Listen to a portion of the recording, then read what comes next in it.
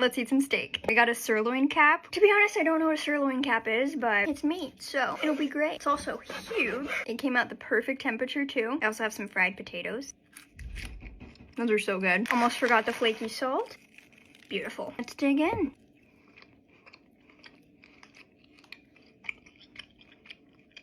That's pretty good. This is my first steak I've had since getting my wisdom teeth out. I've been waiting for this moment. Check this out. This is so juicy and tender.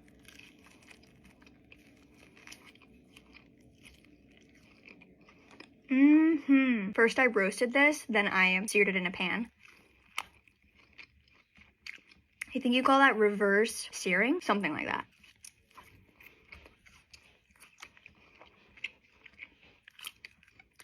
I'm so glad I can eat real food again. This is one of the juiciest steaks. Delicious. Have a blessed night.